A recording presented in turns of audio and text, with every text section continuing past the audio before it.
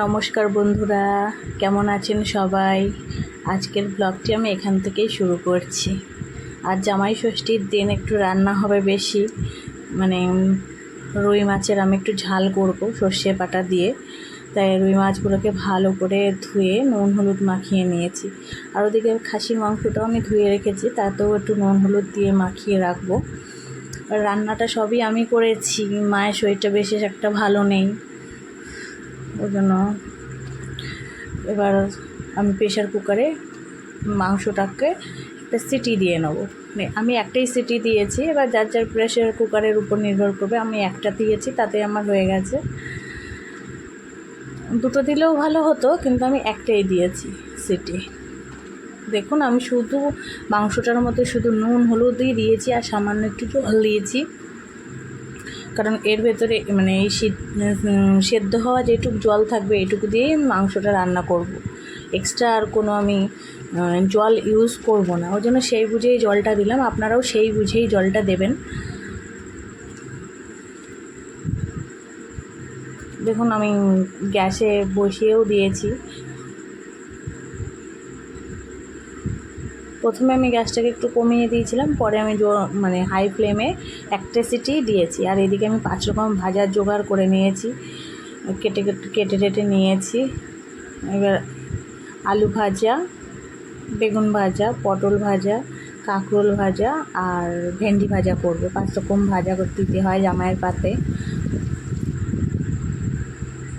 এদিকে আমি একে একে সব ভাজাগুলো করে নিয়েছি, আর অন্যদিকে আরেকটা কড়াই চাপিয়ে দিয়েছি যাতে তাড়াতাড়ি হয় রান্না।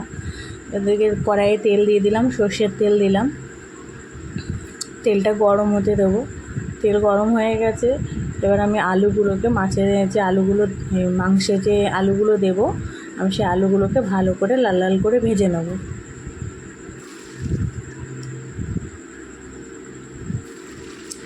আপনারা কে কোথা থেকে দেখছেন একটু কমেন্টে জানাবেন, তাহলে আমার একটু ভালো লাগে।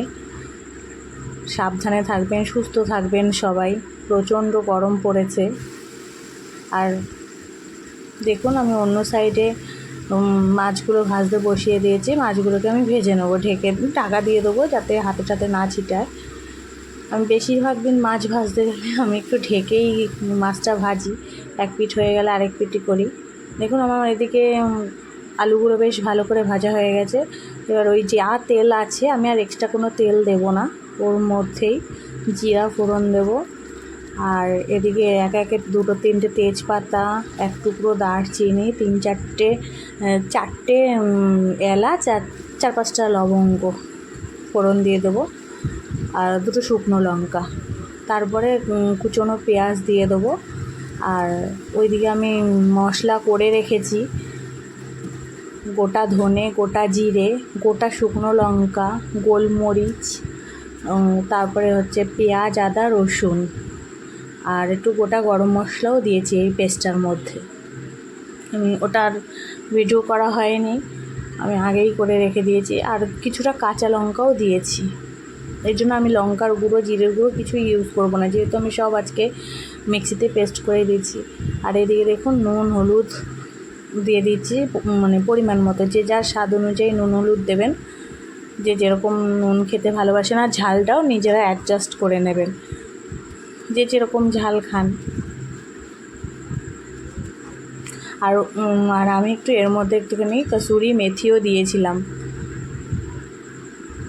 সেটা দেখানো হয়নি। কসুরি মেথিটা দিলে কি আর খুব সুন্দর একটা ফ্লেভার হয়। আর আমি টক দই সাধারণত মাংস ইউজ করি না, খুব কম। আর টমেটোটাও এখন ইউজ করছি না, যেহেতু আমার শরীরটা বিশেষ ভালো নেই, আমার একটু টক ঠক খাওয়া বারণ আছে, ওর জন্য। সেদ্ধ করা আমার মশলাটা ভালোভাবে কষানো হয়ে গেছে, তেলটা মোটামুটি ছেড়ে দিয়েছিল মশলা থেকে। তখন আমি এই সেদ্ধ করে রাখা মাটনটা, মানে খাসির মাংসটা কড়াইয়ের মধ্যে দিয়ে দেবো, দিয়ে ভালো করে নাড়াচাড়া দেবো।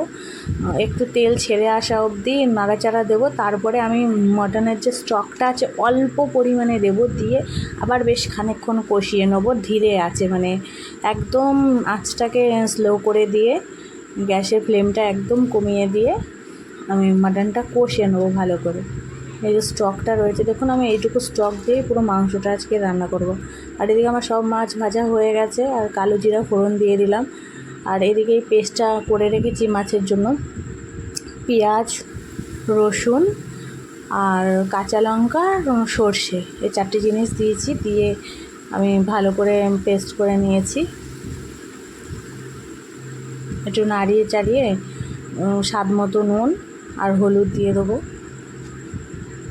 আর আমি পরে একটু কালারের জন্য সামান্য 1 ফোঁটা লঙ্কার গুঁড়ো ইউজ করেছি, নাহলে একটু ফ্যাকাশে ফ্যাকাশে লাগছিল আমার কাছে, তাই আমি একটু সামান্য মানে হাফ চামচ মতো লঙ্কার গুঁড়ো দিয়েছি। আর পরিমাণ মতো জল দিয়ে দিলাম। মশলাটা আমার কষানো হয়ে গেছে, যেহেতু সর্ষে দেওয়া আছে বেশি কষানো যাবে না, তাহলে তিতো হয়ে যাবে, ওই জন্য অল্প একটু কষিয়েই আমি জলটা দিয়ে দিলাম। আর এদিকে দেখুন মাংসটাও বেশ তেল ছেড়ে দিয়েছে, মাংস কষানো ভালোভাবে হয়ে গেছে। এর মধ্যে আমার ছোট মেয়ে এসে বললো, মা 1 পিস কষা মাংস দাও, তো তাকে একটু দিলাম। এদিকে আমার মাছের গ্রেভিটা ফোটা শুরু করে দিয়েছে, আর আমি একে একে সব মাছগুলোকে দিয়ে দিলাম। আমি একটু মাছগুলো লাল লাল করেই ভাজা পছন্দ করি, না হলে আমার কাছে একটু গন্ধ লাগে। এবার আপনারা চাইলে একটু হালকা মাছটা ভেজে নিতে পারেন। দেখুন মাছটা একদম শুকনো শুকনো হয়ে এসেছে, অল্প একটু ঝোল ঝোল আছে, এরকম অবস্থায় আমি মাছটাকে নামিয়ে দেবো। আমার মাছটা রান্না হয়ে গেছে। এক হাতে ফোন ধরে ক্যামেরা করা আর এক হাতে রান্না করা ভীষণ চাপের হয়ে যায়, কিন্তু তবুও যদি আপনারা একটু পাশে থাকেন, একটু লাইক কমেন্ট করেন, তাহলে আমার এই কষ্টটা বেশ সার্থক হয়ে যায়। তাহলে ভালো লাগে যে না, বন্ধুরা পাশে আছে, ভিডিও বানাই। আমার পাশে থাকবেন, আমায় সাপোর্ট করবেন।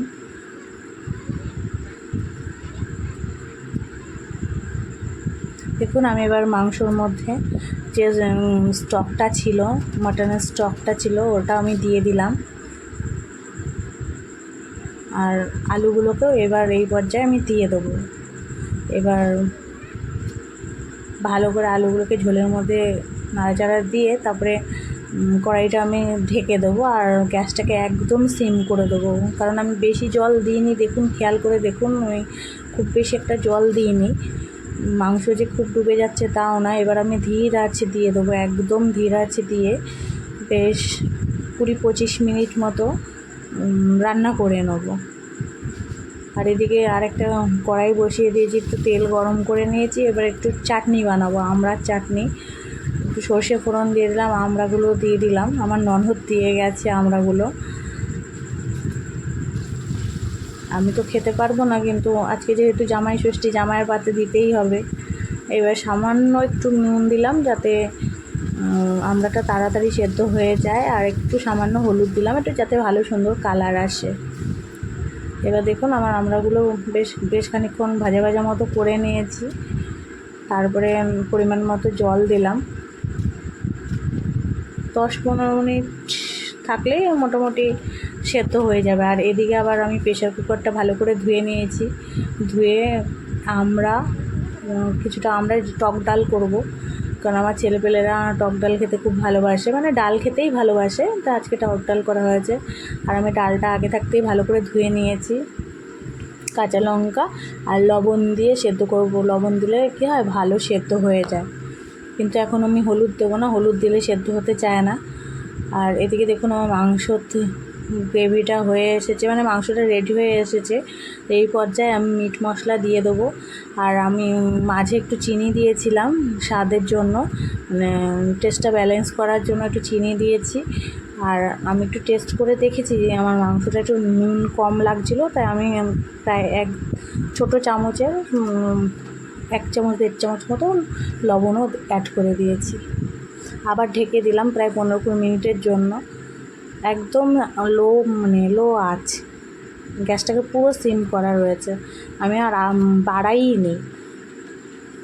আর এদিকে আমার চাটনিটা হয়ে গেছে, একটা কেটে দেখলাম, আমরা কেটে দেখলাম হয়ে গেছে, মানে সেদ্ধ। আমি এবার 4 মুঠখানেক দিয়ে দিয়েছি, চিনি দিয়ে দিয়েছি, এবার এটা ভালোভাবে ফুটলেই আমার চাটনিটা রেডি হয়ে যাবে। চাটনিটা আমি নামিয়েও নিয়েছি। একার হাতে বুঝতেই তো পারছেন সমস্ত করা, মানে সংসার সামলানো না, তো মনে হয় যেন দুর্গা ঠাকুরের মাঝে মধ্যে মনে হয় মা দুর্গার যদি 10টা হাত পাওয়া যেত খুব ভালো হতো। এদিকে আমার ডালের জন্য আবার কড়াইটা রেডি করে নিয়েছি। নিয়ে কড়াইয়ে তেল দিয়ে সর্ষে শুকনো লঙ্কা ফোড়ন দিয়েছি, যেহেতু টক ডাল। এবার ডালটাকে দিয়ে দিয়েছি, ওটা ফুটছে। আর এদিকে আমার মাংসটাও রেডি হয়ে গেছে, দেখুন কি সুন্দর কালার এসেছে। আর টেস্টটাও না ভীষণ ভালো হয়েছিল। মানে আমি অনেক ছোট বয়স থেকেই রান্নাবান্না করি, কিন্তু মানে এই রকম খাসির মাংস মানে এই ফার্স্টই টেস্ট হলো আমার কাছে,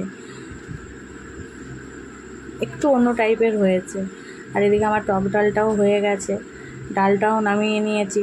একটু পাঁপড় ভাজার কথা ছিল, কিন্তু এত গরম পড়েছে আমাদের এখানে, এত গরম পড়েছে, আমার আর পাঁপড় ভাজতে ইচ্ছা করলো না, তাই আর পাঁপড়টা ভাজলাম না। তারপর চলে গেলাম স্নান করতে। এদিকে মিস্টার দেবনাথও স্নান করে রেডি হয়ে চলে এসেছে ব্যবসা থেকে এসে, আর আমার মা তাকে আশীর্বাদ করে দিচ্ছে। এবছর জামাই ষষ্ঠীটা মানে বাপের বাড়ি যাওয়া হয়ে ওঠেনি, আমার বাড়িতেই হচ্ছে, যেহেতু আমার বাবা অসুস্থ। আমার বাপি এখানেই রয়েছে, ব্রেন স্ট্রোক রুগী উনি, খুবই অসুস্থ মানুষ, একটু চলাফেরা এখন করতে পারে। আপনারা সবাই প্রে করবেন যাতে আমার বাবা সুস্থ থাকে, ভালো থাকে। এখানে বাবা কেঁদে দিয়েছে যে আর হয়তো উনি বেঁচে থাকবেন না, এই ভেবে কেঁদে দিয়েছে। মা যখন বলল আসো জামাইকে একটু আশীর্বাদ করো, তখন প্রচণ্ড কেঁদে দিয়েছে, বলছে এটাই হয়তো আমার শেষ। আর আসলে কোনোবারই ষষ্ঠীতে বাপি থাকতে পারে না, কাজে যেত। এবার আশীর্বাদ করছে, জানি না সামনের বছর বাপি থাকবে কি না থাকবে, যেহেতু ব্রেন স্ট্রোক রুগী, এটাই স্মৃতি হয়ে থাকবে। আপনারা সবাই একটু ওনার জন্য ঠাকুরের কাছে বলবেন যাতে উনি ভালো থাকে, সুস্থ থাকে। আসলে বাবা মা হলো বটের ছায়া, যাদের নেই তারা জানে, আর যাদের আছে তারা চায় আরও থাকুক। সবাই ভালো থাকবেন, সুস্থ থাকবেন, এই কামনাই করি। আমার সাথে থাকার জন্য ধন্যবাদ।